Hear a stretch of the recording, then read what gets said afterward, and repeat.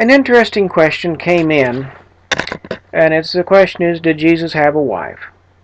Might seem, okay, let's just simply say no and move on to the next video. But there's a little bit more to what's going on here. And I'm going to quote from a translation of a papyrus that was found several years ago and reported. And it has 2 lines that have been translated in it. Well, actually 3 lines according to this article. The first one is, "My mother gave me life." Apparently Jesus is supposed to be speaking here. The next line is, "And Jesus said to them, quote, 'My wife,' unquote." And then the rest of the fragment's not there. And then the next line, "She will be able to be my disciple." Now, from what I hear, people are really running with this one. That 1, Jesus had a wife, and 2, she will be my disciple, meaning apostle, meaning women's ordination and consecration. That's why I thought I'd go into a little bit more detail. This article's interesting. The original carbon dating test gave a date of 400 to 200 years before the birth of Jesus. Well, that would invalidate it right there, because how can something referring to Jesus be written before he was born? But they get around that, and they said a second carbon dating test was conducted and produced a mean date of 741 AD. Well, at least we now have it after Christ. So it's possible that it would have been written about Jesus Christ. This goes to show you the problems with carbon-14 dating, which is definitely another question altogether. Because a lot of things are based upon carbon-14, and when you move down the line, well, you find out that it's shoddy at best. So, they're claiming the fragment is true. Well, let's say it was actually written in 741 AD. That could have been a heretical compilation. Obviously, it does not come from the earliest ages of Christianity, the fathers of the church. And someone else was asked this question the same time I was, and they got a chance to reply before I did. They simply said, well, if it was true, the fathers of the church would have said something. You would think it'd be in the Bible. But this proposition that Jesus had a wife is not new. We're going to go back to 1982, a book called Holy Blood, Holy Grail. It proposed that Jesus and Mary Magdalene got married and had children, and that this sacred bloodline has been preserved to this day by an organization called the Priory of Zion. This book claimed that Antipope John the 23rd II, Angelo Roncalli, was a member, and actually he may have been head. Apparently they took the name of John for a while, and he was the 23rd John in the Priory of Zion, as well as John the 23rd, which is why he took 23 instead of 24, the next number that was available. Now, someone else was also claimed to be a member, Archbishop Marcel Lefebvre. And this is, in fact, how we found out about the book back in '82. And I've been studying this ever since. This proposition that Jesus and Mary Magdalene had children is the basis of the Da Vinci Code, which is a fictionalized presentation of the story. And fiction it is. And then there's another story running around that was circulated before this in '82. I'm thinking the first book was from the 1960s. Is that Jesus, in fact, did not die on the cross, but fell into a coma, was taken down, and recovered. They would also implicitly deny the ascension into heaven as well. It was first proposed in a fictional book. Let us remember, the enemy uses stories in order to pervert, just as Jesus used parables in order to teach. So they sometimes will run something up the flagpole in fiction to see the reaction.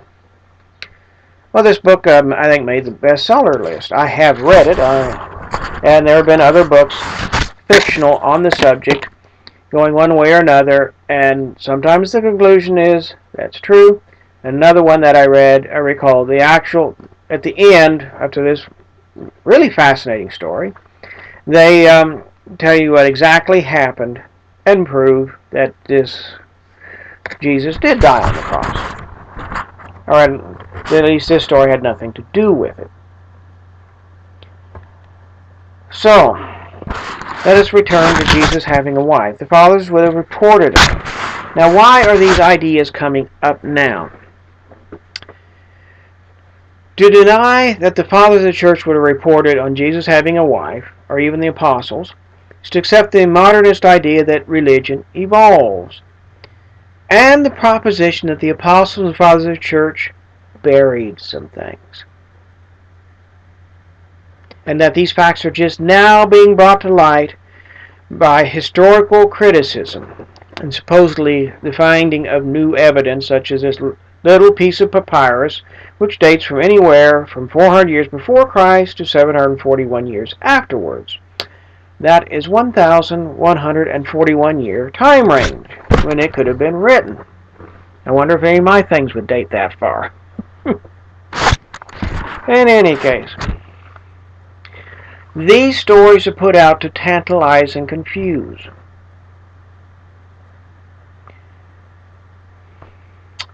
So that's what we have to watch out. They're putting out this new stuff, and people are accepting it. Holy Blood, Holy Grail proposed that all of the upper level of clergy knew this, accepted this.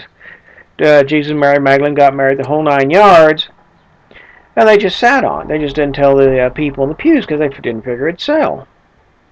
Someday it will finally be sold in the local Nova Soil church if God doesn't turn the lights out first. Let's return to Archbishop Marcel Lefebvre. Was he a member of the Priory of Zion? Okay. When this information came to light about the Priory of Zion, I personally circulated it worldwide. So, and I'm presuming that the Society of St. Pius X would have gotten a copy of my information. They got copies of other information that I circulated at the same time because I've had repercussions on that. The Society of St. Pius X, now this was published, I think what we had was a review from Time magazine that someone sent us a copy of, said, you might be interested in this. We looked up the book. Okay, the book was a bestseller. Lefebvre's possible connection with the Priory of Zion was made major news organs. You could probably Google Lefebvre and Priory of Zion, and this information would come up. In any case, the Society of St. Pius X, I would believe, would be aware of this. They have made no comment whatsoever on the subject. Silence gives consent? Possibly. But let's go a little bit further, because 2 pages are devoted to Lefebvre in the book. They list as head of the Priory of Zion, Abbé Ducad Bourget, who took over St. Nicholas de Chardonnay. In the late 70s, the traditionalists in Paris decide they want a church. France owns the churches in France, not the Catholic Church. So they went in, moved in on St. Nicholas de Chardonnay and said, we're camping out till you give us this church. Or give us use of the church, not actually give us the building itself. France gave in. Alright, let's say you and we get together, all of the followers of Pope Michael. We go move into a church in France. I think we would probably get about 10 to 15 years in French prison. Makes me wonder what connections Lefebvre has, because there are a lot of questions about Lefebvre. And as I think of some of them, I will post them here. Alright, so in the Priory of Zion, if this is true, Bourget would have been Lefebvre's superior. Now, the incident I'm about to relate was related to me by a person who was actually involved in the incident. There were a number of seminarians from my class who were dismissed from the Society of St. Pius X in Econe. Actually, they completed first year in Econe fine. Second year, they were sent to Albano. Albano was chucking them out the door. Well, my friend made it back to third year in Econe. They added the second year down Albano because Econe was full. So they decided to move second year to Albano. And they were just chucking them out. In fact, my friend said that he figured the reason he didn't get chucked out is they'd chucked so many out in front of him, they didn't want to look that bad on their staff. Well, a number of these seminarians, because I mean we're talking Frenchmen, Italians, etc., came to Lefebvre's 50th anniversary of ordination. I believe it was about 1979. I'd have to look that one up. I'm not going to bother. You can Google if you want. And they wanted to be in the sanctuary. Lefebvre didn't want them in the sanctuary because he'd been tossed out. Bourget wanted them in the sanctuary. They remained in the sanctuary. Did Bourget pull rank on Lefebvre, his inferior in the Prior of Zion? Okay, let us go back to the proposition of Jesus getting married and having children. Wouldn't his children have some precedence in the church? In fact, would not the Bible and the fathers of the church have talked about the, quote, children of the Lord? I would think they would have. Instead of the papacy being as it is an electoral succession. Okay, the connection between one pope and the next is that they're both elected by the church in some manner, usually laid down by a predecessor pope, unless an emergency's intervened. Would not Jesus have established a hereditary succession for the papacy? In other words, he would have given it to his first son, who would have given it to his first son. The beauty of it is, Jesus being God would always ensure that his first son would have a first son, who would have a first son, that they would be good people. I would think if I was God and I had children in this manner, I would want to guarantee them sinlessness. You know, why not exempt them all from original sin? Okay. You can start seeing the absurdity of some of these things when you take them out to their logical conclusion. But is there an organization protecting a bloodline, such as the Prior of Zion? Now this is entirely possible. It may be protecting the bloodline of the Antichrist. In other words, its job would be done, because it's protected Montini's bloodline. It also could be protecting the bloodline of the high priest for an attempt to reinstitute the Jewish sacrifices. In other words, reinstitute Judaism with all the temple sacrifices. I have heard that the temple is prefabbed, and they're ready to move the bulldozers in and remove the Dome of the Rock when the time is right. I imagine that's going to be quite a day if it ever happened. Can you imagine the turmoil when this line of bulldozers pushes out the Dome of the Rock? It'd be all over the news, the internet. I mean, live coverage. They would take over the networks, which they haven't done in years, and cover it live. I mean, if they can do that for some idiot driving across Los Angeles in a Blazer. Okay. I don't think they will ever rebuild the temple myself. It's not necessary for prophecy. And that's the important point. Jew and the apostate tried it, and God sent fire from heaven to stop the construction. If anyone removes the Dome of the Rock, which I believe will be possible after the universal conversion, it'll be us. No, I don't plan on going over to Jerusalem, getting a bulldozer and pushing it over.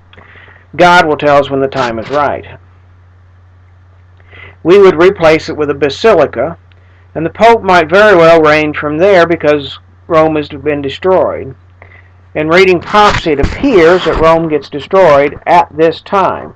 If you consider what's happened there in the last 55 years, if I was God, I wouldn't want to be destroying it right now. So we have a lot to think about here. One little short question. But I'm going to close. Jesus chose not to have a wife. It was his choice. And let us hold to the doctrines of the faith in this and in all things. God bless you all on this Fish Eater Friday.